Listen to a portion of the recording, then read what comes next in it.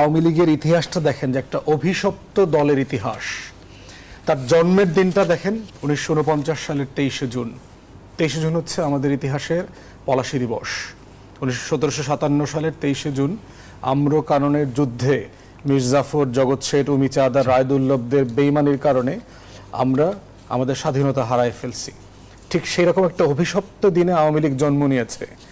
এটা যেটা হয়েছে তার ইতিহাস ঐতিহ্য একটা জায়গা কমন, সেটা হচ্ছে অভিশাপের ইতিহাস। তার একমাত্র ঐতিহ্য হচ্ছে অভিশাপের ঐতিহ্য। তার একমাত্র ইতিহাস এবং ঐতিহ্য হচ্ছে গাদ্দারি আর বেইমানির ঐতিহ্য। আপনি মীর জাফর আর জগৎ শেঠ, রায়দুল্লভদের যত ক্যারেক্টারিস্টিক্স আছে, এটা শেখ পরিবার এবং আওয়ামী লীগের গুন্ডা পান্ডা যারা আছে এদের সবার মধ্যে আপনি বাইবেলের মতো খুঁজে পাবেন। এরপরে দেখেন যুদ্ধ। 69-এর গণ অভ্যুত্থানে কি আসলে আওয়ামী লীগ নেতৃত্ব দিয়েছে? না তো।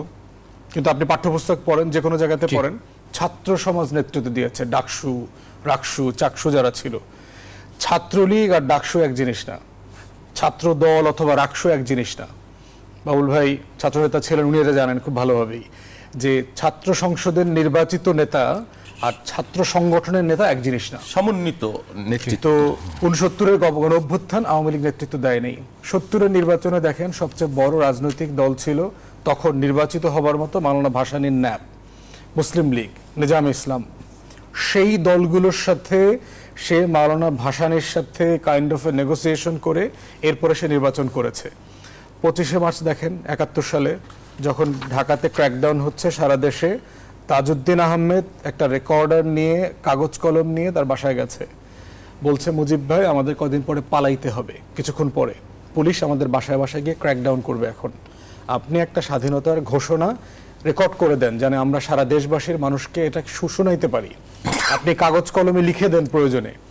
শেখ মুজিব দুটা করতেই অস্বীকার করেছে।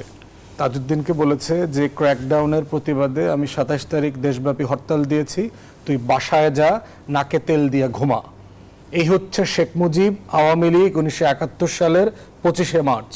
যেই 25শে মার্চ বিক্রি করে স্বাধীনতার মিথ্যা ঘোষণা তৈরি করে ওই হান্নান সেই হান্নান এগুলো দিছে টিসে শেখ মুজিব ঘোষণা দিয়েছে, সংবিধানে লিখে দিয়েছে যে এটা তার ঘোষণাপত্র। এই মিথ্যাচারের রাজনীতির নাম হচ্ছে আওয়ামী লীগের রাজনীতি। তার ফ্যাক্টস নাই, তার কোনো কন্ট্রিবিউশন নাই। আবার ওদিকে ক্যান্টনমেন্টে ফোন করেছে, ক্যান্টনমেন্টে ফোন করে বলেছে যে আমার দলের নেতাকর্মীরা এত পরিমাণ প্রেশার দিচ্ছে আমাকে যে আমি তো এখন আমাকে একটু তোমাদের কাস্টডিতে নিয়ে যাও। সেলফ সারেন্ডার করেছে। আত্মজীবনী সহ বিভিন্ন বইতে আসছে বেগম মুজিব অত্যন্ত নিরিবিলিতে তার ব্যাগ, জামা কাপড়, ওষুধ টষুধ, চশমা, বিড়ি, সিগারেট সব গুছাই দিচ্ছেন।